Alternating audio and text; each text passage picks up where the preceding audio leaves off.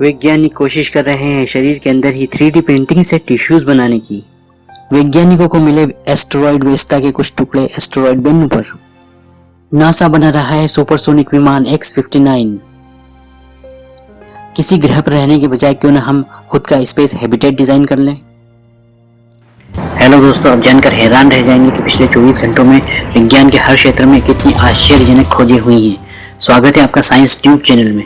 हम पेश कर रहे हैं आपके लिए लेटेस्ट साइंस न्यूज़ इन हिंदी जो कि पिछले 24 घंटों में घटित हुई हैं। हर रोज़ हम आपके लिए लेकर आएंगे साइंस न्यूज़ का लेटेस्ट एडिशन, जिससे कि आप अपडेटेड रहें और जल्दी से काम की जानकारी आप तक पहुंच सके। अगर आप चाहते हैं कि हम ये प्रयास, ये सेवा जारी रख सकें तो प्लीज़ चैनल को सब्सक्राइब ज़रूर करें, नोटिफिकेशन बेल को क्लिक करें और वीडियो को अपने दोस्तों के साथ लाइक और शेयर भी करें। यकीन मानिए दोस्तों, आपके प्यार और सहयोग मिलने पर ही हम यह सेवा जारी रख सकेंगे। दोस्तों, अगर आपको कोई साइंस स्टोरी पसंद आए तो प्लीज़ कमेंट करके अपने थॉट्स ज़रूर शेयर करें ताकि हमारे देश में वैज्ञानिक सोच समझ को बढ़ावा मिले।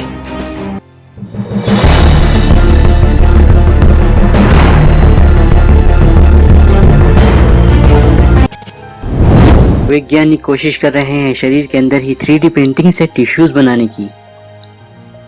दोस्तों, 3D प्रिंटिंग की तकनीक तेजी से विकसित होती जा रही है और हमारी दुनिया को बदलनी जा रही है। एजुकेशन से लेकर स्पेस तक 3D प्रिंटिंग तकनीक के कई अनोखे और हैरान कर देने वाले उपयोग हो सकते हैं।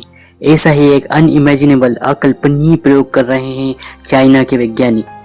सिंघुआ यूनिवर्सिटी से जुड़े बायोटेक वैज्ञानिकों की एक टीम एक छोटा रोबोट तैयार करने की कोशिश कर रही है जो इंसान के शरीर के अंदर ही ऊतकों का निर्माण कर सकेगा। आंतों में होने वाले अल्सर और घावों की बीमारी से विश्व में 8 में से 1 व्यक्ति प्रभावित है। इसका इलाज सामान्य तरीकों से कठिन होता है।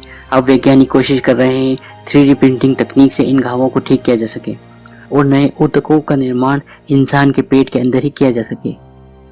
जैसे कि 3D प्रिंटर्स अलग अलग शेप की चीजें बनाने के लिए मटेरियल की लेयर बनाते हैं, ठीक उसी तरह बायो प्रिंटर्स भी होते हैं जो कि जिंदा कोशिकाओं को लेकर उनसे ऊतक और अंगों का निर्माण कर सकते हैं। इस तकनीक से हार्ट और किडनी जैसे अंगों को तैयार करना बहुत आगे की बात है, लेकिन इस फील्ड में नेक्स्ट रियलिस्टिक गोल, वह लक्ष्य जिसे हासिल किया जा सके, यह है कि ऐसे बायो प्रिंटर्स के जरिए ऊतकों का निर्माण किया जा सके और फिर उन्हें इंसान के शरीर के अंदर ट्रांसप्लांट किया जा सके। चाइना के वैज्ञानिकों ने 30 मिलीमीटर साइज का एक रोबोट बनाया है जो कि इंसान के शरीर के अंदर जाकर बायो प्रिंटिंग कर सकता है। अपने पहले एक्सपेरिमेंट में वैज्ञानिकों ने इस रोबोट को एक एंडोस्कोप पर फिट किया और उसे एक ट्रांसपेरेंट ह्यूमन स्टमक मॉडल के अंदर पहुंचाया। एंडोस्कोप एक नली होती है जिसे ऑपरेशन के दौरान इंसान के शरीर में डाला जाता है। इसके बाद इस रोबोट ने ह्यूमन सेल्स का उपयोग कर बायो प्रिंटिंग शुरू कर दी। यह ह्यूमन सेल्स लैब में तैयार किए गए थे। यह रिपोर्ट बायो फैब्रिकेशन मैगजीन में छपी है। वैज्ञानिकों को मिले एस्टेरॉयड वेस्टा के कुछ टुकड़े एस्टेरॉयड बेन्नू पर। ऐसा लगता है कि सौरमंडल में एस्टेरॉयड चेन से नहीं बैठते हैं, वे अक्सर आपस में टकराते रहते हैं और मैटर का आदान प्रदान करते रहते हैं। एस्टेरॉयड वेस्टा के कुछ टुकड़े एस्टेरॉयड बेन्नू पर मिले हैं। नासा के ओसाइरिस रेक्स स्पेसक्राफ्ट के ऑब्जर्वेशंस से यह खोज हुई है। इससे यह पता चलता है कि एस्टेरॉयड किस तरह आपस में टकराते रहते हैं। यूनिवर्सिटी ऑफ एरिजोना के ल्यूनर एंड प्लानिटरी लेबोरेटरी के एस्ट्रोनॉमर्स को एस्टेरॉयड बेन्नू की सतह पर 6 टुकड़े ऐसे मिले हैं जो कि एस्टेरॉयड वेस्टा के हैं। ये 1.5 मीटर से लेकर 4.5 मीटर साइज के हैं। वैज्ञानिक कह रहे हैं कि एस्टेरॉयड वेस्टा का एक टुकड़ा बेन्नू के पेरेंट एस्टेरॉयड से आकर टकराया होगा। सोलर सिस्टम में इस तरह की घटनाएं होती रहती हैं।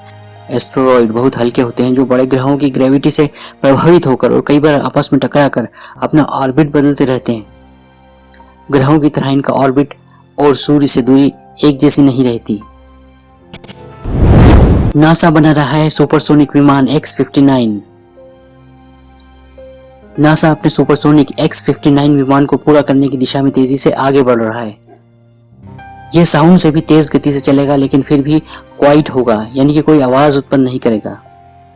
नासा का यह मिशन लगभग 50% पूरा हो गया है। नासा इसे सन 2024 में दुनिया के सामने प्रदर्शित करेगा और इसे कुछ चुनिंदा शहरों के ऊपर से उड़ाया जाएगा। इस खोज के पीछे वर्षों की कठिन रिसर्च और परिश्रम है। X-59 एविएशन और ट्रैवल इंडस्ट्री को पूरी तरह से बदल देगा। इस प्लेन की सहायता से ट्रैवलर्स काफी कम समय में दुनिया में कहीं पर भी जा सकेंगे। इस विमान की पहली टेस्ट फ्लाइट सन 2021 की गर्मियों में की जाएगी। किसी ग्रह पर रहने के बजाय क्यों न हम खुद का स्पेस हैबिटेट डिजाइन कर लें। दोस्तों, हम सब अपने होम प्लैनेट पृथ्वी से प्यार करते हैं। हम इंसान इस प्लैनेट पर पैदा हुए हैं, इसलिए हमारे लिए यहाँ की हवा, पानी, मौसम, तापमान, ग्रेविटी सब कुछ एकदम ठीक है। लेकिन क्या हो अगर कभी मानव जाति को यह ग्रह छोड़ना पड़े। हो सकता है कि हम इंसानों की ही एक्टिविटी से पृथ्वी रहने लायक न रहे, या फिर किसी एस्टेरॉयड या कॉमेट के टकरा जाने से यह ग्रह रहने लायक न रहे। वेल दोस्तों, ऐसी सिचुएशन में सर्वाइव करने के लिए वैज्ञानिक प्रयास कर रहे हैं। अक्सर हम यही सोचते हैं कि मनुष्य चंद्रमा पर या मंगल ग्रह पर या किसी और ग्रह पर जाकर बस्ती बसा ले, हम किसी और प्लैनेट को कॉलोनाइज कर लें। लेकिन इस अप्रोच के साथ कई मुश्किलें हैं, जैसे कि हर ग्रह का वातावरण अलग है, उसकी सूर्य से दूरी, तापमान, मौसम, ग्रेविटी, इन सब पर हमारा कुछ कंट्रोल नहीं होता। तो फिर क्या किया जा सकता है? वैज्ञानिकों ने इसका जवाब सोचा है कि क्यों न हम किसी और ग्रह पर जाकर बसने की बजाय अपना खुद का आर्टिफिशियल स्पेस हैबिटेट बना लें। इसे हम सूर्य से उचित दूरी पर बना सकते हैं ताकि न ज्यादा ठंड हो और न ज्यादा गर्मी। निश्चित रूप से यह बहुत बड़ा प्रोजेक्ट होगा, अभी यह मुमकिन नहीं है, लेकिन वैज्ञानिकों ने इस दिशा में सोचना और डिजाइन बनाना शुरू कर दिया है। भविष्य में मानव जाति इस डिजाइन पर अमल करके नई टेक्नोलॉजी की सहायता से कहीं पर भी जाकर बस सकती है।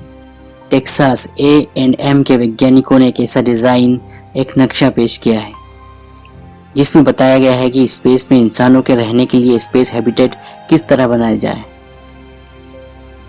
यह स्पेस हैबिटेट एक्सपेंडेबल भी होगा और इंसानों की आबादी बढ़ने पर इसे फैलाया जा सकेगा। ऐसे एक स्पेस हैबिटेट में 8000 इंसान रह पाएंगे। वैज्ञानिकों ने इसे स्पेस विलेज 1 नाम दिया है। वैज्ञानिकों ने इस डिजाइन में कृत्रिम ग्रेविटी उत्पन्न करने, स्पेस रेडिएशन से सुरक्षा और स्पेस एग्रीकल्चर के प्लान बताए हैं। तो दोस्तों, इन हैरान कर देने वाले साइंस न्यूज स्टोरीज को सुनकर आपके दिमाग में क्या क्या थॉट्स आए हैं, प्लीज हमारे साथ कमेंट्स में डिस्कस जरूर करें।